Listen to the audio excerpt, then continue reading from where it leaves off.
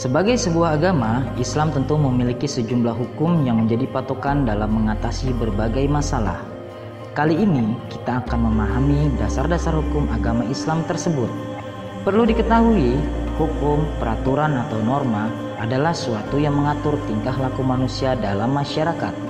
Baik peraturan atau norma itu pun merupakan kenyataan yang tumbuh dan berkembang dalam masyarakat maupun peraturan atau norma yang dibuat dengan cara tertentu dan ditegakkan oleh penguasa.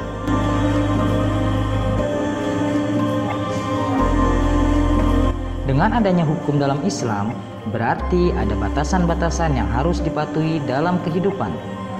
Sebab tidak bisa dibayangkan jika tidak ada hukum. Maka seorang akan semaunya melakukan berbagai tindakan yang dilarang oleh agama Islam, termasuk perbuatan maksiat.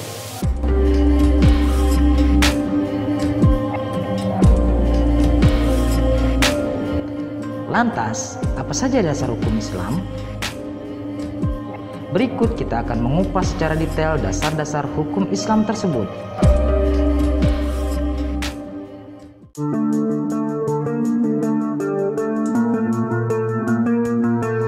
Assalamualaikum warahmatullahi wabarakatuh. Kali ini kajian kitab versi Hasanah akan menyajikan kepada sedulur untaian ilmu yang terpendam dalam luasnya Hasanah kajian kitab.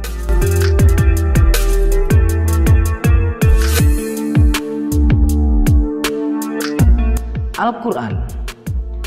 Dasar hukum Islam yang pertama dan yang paling utama adalah kalamullah, yakni Al-Quran. Lalu, apa Al-Quran itu? Inilah pernyataan mendasar yang harus dipahami oleh semua umat Islam.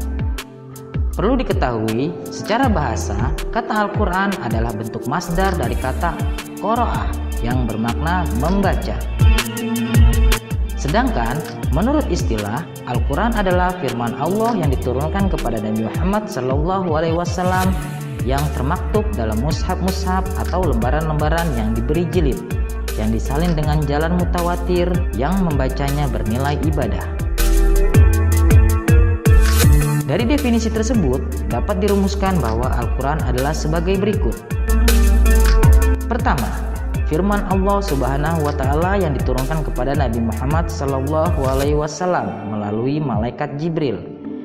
Dua, berfungsi sebagai mukjizat. Tiga, tertulis dalam mushaf. 4. Disampaikan dengan jalan mutawatir. 5. Bernilai ibadah bagi orang yang membacanya. Dengan demikian, firman Allah Subhanahu wa Ta'ala yang diturunkan kepada selain Nabi Muhammad SAW tidak termasuk Al-Quran. Al-Quran adalah mukjizat Nabi Muhammad SAW terbesar yang diriwayatkan oleh banyak orang, sehingga mustahil mereka bersepakat untuk berdusta.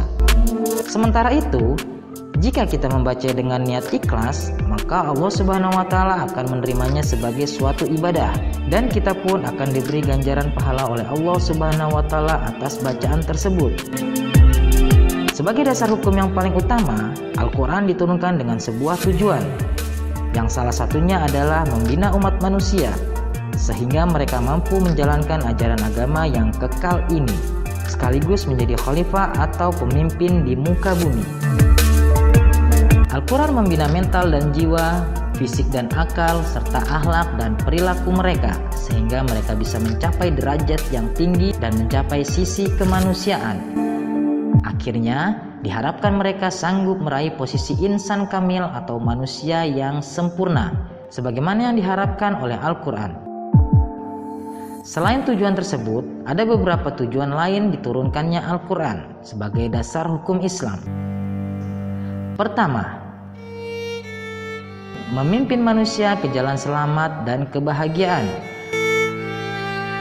Hal ini sebagaimana diterangkan dalam firman Allah Subhanahu wa Ta'ala sebagai berikut. Hai ahli kitab, sesungguhnya telah datang kepadamu Rasul kami, menjelaskan kepadamu banyak dari isi Alkitab yang kamu sembunyikan, dan banyak pula yang dibiarkannya. Sesungguhnya telah datang kepada kamu cahaya dari Allah dan kitab yang menerangkan. Dengan kitab itulah Allah menunjuki orang-orang yang mengikuti keriduannya ke jalan keselamatan. Dan dengan kitab itu pula Allah mengeluarkan orang-orang itu dari gelap gulita kepada cahaya yang terang benderang dengan seizinnya, dan menunjuki mereka ke jalan yang lurus. Quran Surah Al-Maidah ayat 15-16. Dari ayat tersebut dapat dipahami bahwa Allah Subhanahu wa Ta'ala hendak memimpin manusia ke jalan keselamatan dengan mengeluarkan mereka dari kegelapan menuju cahaya yang terang benderang, sekaligus membimbing ke jalan yang lurus. Dengan demikian, jelaslah bahwa Al-Quran diturunkan olehnya dengan maksud dan tujuan agar mereka terarah kebahagiaan hidup lahir dan batin, baik di dunia maupun akhirat. Kedua, memelihara dan mempertahankan martabat manusia. Hal ini dijelaskan dalam firman Allah Subhanahu wa Ta'ala sebagai berikut.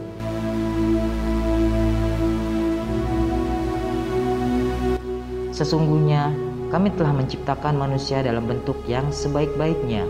Kemudian kami kembalikan dia ke tempat yang serendah-rendahnya. Kecuali orang yang beriman dan mengerjakan amal soleh, maka bagi mereka pahala yang tiada putus-putusnya. Quran Surah At-Tin ayat 4-6.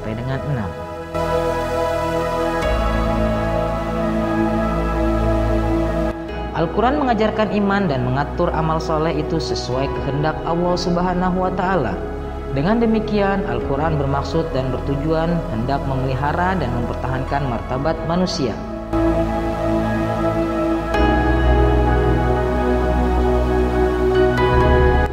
Ketiga, memelihara dan mempertahankan kesucian manusia. Keempat, sebagai petunjuk, pedoman, dan rahmat bagi orang-orang yang meyakininya.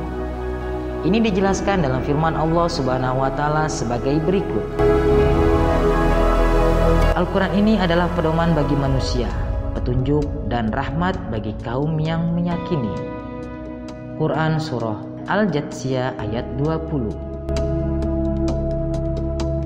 Kelima, sebagai pelajaran dan pemahaman. Ini dijelaskan dalam firman Allah Subhanahu wa Ta'ala sebagai berikut. Dan kami tidak mengajarkan syair kepadanya Muhammad, dan bersyair itu tidaklah layak baginya. Al-Quran itu tidak lain hanyalah pelajaran dan kitab yang memberi penerangan. Quran Surah Yasin ayat 69. Itulah 5 tujuan dan maksud selain yang telah disebutkan sebelumnya diturunkannya Al-Quran. Tujuan Al-Quran juga berbeda dengan tujuan kitab-kitab ilmiah. Untuk memahaminya, terlebih dahulu harus diketahui periode turunnya Al-Quran. Dengan mengetahui periode-periode tersebut, tujuan Al-Quran akan dapat dipahami dengan lebih jelas. Seperti kita ketahui, Al-Quran mulai diturunkan kepada Nabi Muhammad SAW pada 17 Ramadan, bertepatan dengan tanggal 6 Agustus 610 Masehi. Saat itu, beliau berusia 41 tahun.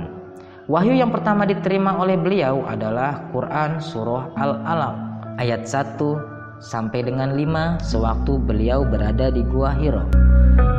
Sedangkan wahyu terakhir yang diterima oleh beliau ialah Quran Surah Al-Maidah ayat 3 ketika beliau wukuf di Padang Arafah melakukan haji wada, yaitu pada hari Jumat tanggal 9 Zulhijjah tahun ke-10 Hijriah, bertepatan dengan tanggal 7 Maret 632 Masehi atau tahun ke-63 dari kelahiran beliau. Wahyu turun kepada Nabi Muhammad SAW secara beransur-ansur. Terkadang turun 5 atau 10 ayat.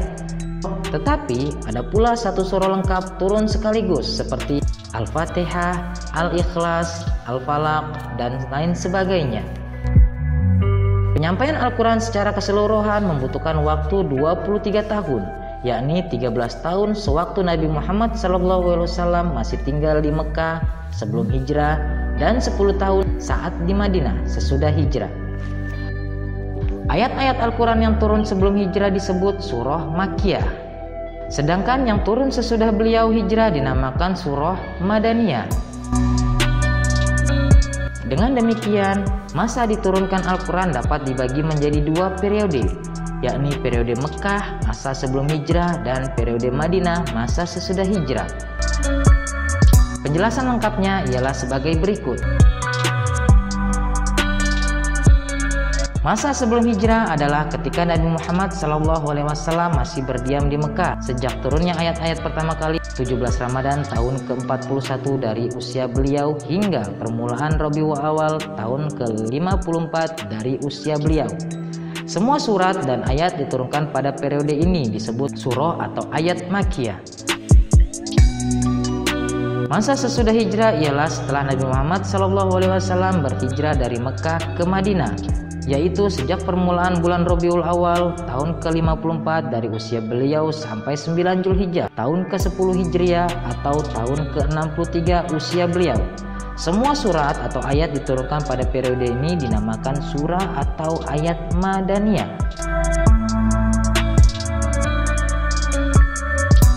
Pemeliharaan Al-Quran pada masa Nabi Muhammad SAW melalui dua cara, yaitu hafalan dan tulisan. Setiap kali ayat-ayat Al-Quran diturunkan kepada Nabi Muhammad SAW, beliau mengajarkan dan menyampaikan ayat-ayat itu kepada para sahabat. Selain itu, beliau juga menganjurkan kepada mereka agar menghafalkan ayat-ayat tersebut. Untuk mempercepat hafalan para sahabat, Nabi Muhammad SAW menganjurkan supaya ayat-ayat itu dibaca berulang-ulang, dan beliau menerapkan bahwa membaca Al-Quran adalah suatu ibadah. Dengan demikian bertambahlah kegairahan para sahabat untuk menghafalkan ayat-ayat Al-Quran itu, sehingga beribu-ribu orang telah menghafalkannya. Tidak sedikit di antara sahabat menghafalkan seluruh ayat Al-Quran, baik di kalangan muhajirin ataupun ansor. Agar tidak terjadi kesalahan, maka Nabi Muhammad SAW seringkali mengoreksi hafalan mereka dengan cara membacanya di hadapan beliau. Bila terjadi kesalahan, maka beliau segera membetulkannya. Sementara itu, Nabi Muhammad SAW 1 tahun sekali membacakan ataupun menghafalkan ayat-ayat yang sudah diterimanya di hadapan malaikat Jibril. Menurut keterangan Zaid bin Sabit, pada tahun terakhir sebelum Nabi Muhammad SAW wafat, malaikat Jibril melakukan ulangan hafalan ayat-ayat itu 2 kali terhadap beliau. Adapun pemeliharaan dengan tulisan adalah cara kedua setelah hafalan, karena umumnya bangsa Arab pada masa itu masih buta huruf. Sedikit sekali sahabat Nabi Muhammad SAW yang mampu membaca dan menulis, sedangkan alat-alat tulis pun masih sederhana, sehingga yang disebut kitab pada masa itu ialah sepotong batu, tulang, pelepah kurma, kulit, dan lain sebagainya yang dapat ditulis. Jadi, setiap kali ayat-ayat Al-Quran diturunkan, beliau segera menyampaikan dan mengajarkan ayat-ayat itu kepada para sahabat, lantas menganjurkan untuk dihafal, serta menyuruh mereka yang bisa menulis untuk menulisnya. Secara khusus, Nabi Muhammad SAW menunjukkan beberapa sahabat yang pandai tulis dan baca sebagai penulis wahyu. Di antaranya ialah Abu Bakar, Umar bin Khattab, Utsman bin Affan, Ali bin Abi Thalib, Zaid bin Sabit, Ubay bin Ka'ab, dan Khalid bin Walid. Semua ayat Al-Quran yang telah ditulis di berbagai benda itu disimpan di rumah Nabi Muhammad SAW dalam keadaan masih terpencar-pencar. Ayat-ayatnya belum dihimpun dalam satu mushaf atau suhuf Al-Quran. Lalu, bagaimana cara proses Al-Quran itu diturunkan? Allah Subhanahu wa Ta'ala menurunkan wahyunya kepada Nabi Muhammad SAW melalui malaikat Jibril. Malaikat Jibril menyampaikan dengan cara memasukkan wahyu tersebut ke dalam hati Nabi Muhammad SAW dengan cara seperti itu. Nabi Muhammad SAW merasakan wahyu itu sudah berada dalam hati dan pikiran beliau. Cara ini membuat malaikat Jibril tidak perlu menampakkan dirinya di hadapan Nabi Muhammad SAW. Selain cara tersebut, ada cara lain digunakan oleh malaikat Jibril dalam menyampaikan wahyu Allah ini, yakni penyamaran menjadi seorang pria. Setelah itu, ia menyampaikan wahyunya kepada Nabi Muhammad SAW. Sedangkan cara lain ialah menampakkan dirinya. Selain kedua cara itu, malaikat Jibril juga pernah menampakkan dirinya di hadapan Nabi Muhammad SAW saat menyampaikan wahyu darinya. Selain dengan perantara malaikat Jibril, Allah Subhanahu wa taala juga menurunkan wahyunya secara langsung kepada Nabi Muhammad SAW. Adapun proses ini terjadi dengan cara berikut. Allah Subhanahu wa taala menyampaikan pengertian ke dalam hati Nabi Muhammad SAW atau memimpikan ke lubuk hati Nabi Muhammad SAW. Ini dinamakan jalan wahyu. Allah Subhanahu wa taala berbicara dengan Nabi Muhammad SAW di balik hijab. Dengan cara ini penyampaian wahyu tidak menggunakan perantara, sama halnya dengan cara sebelumnya. Adapun berbagai fungsi Al-Quran dalam agama Islam adalah sebagai berikut. Sebagai petunjuk bagi orang-orang yang bertakwa. Ini dijelaskan oleh Allah Subhanahu wa taala dalam firman-Nya sebagai berikut. Kitab Al-Quran ini tidak ada keraguan padanya, petunjuk bagi mereka yang bertakwa. Quran Surah Al-Baqarah ayat 2. Sebagai sumber hukum, Al-Quran sebagai sumber hukum memiliki 3 inti dasar hukum. Pertama, hukum yang berhubungan dengan masalah akidah. Kedua, hukum yang mengatur hubungan manusia dengan Allah Subhanahu wa taala secara lahiriah, manusia dengan sesamanya, dan manusia dengan lingkungan sekitarnya. Ketiga, hukum yang berhubungan dengan akhlak manusia. Sebagai pedoman hidup, Al-Quran dijadikan sebagai pedoman hidup karena memiliki beberapa kelebihan dan keistimewaan. Pertama, Al-Quran mengandung ringkasan ajaran ketuhanan yang pernah dimuat dalam kitab sebelumnya. Kedua, Al-Quran ditunjukkan kepada semua umat sepanjang masa. Ketiga, Al-Quran sebagai pedoman hidup abadi. Keempat, Al-Quran diturunkan dalam bahasa yang sangat indah, mudah dibaca, diingat, dan dipahami.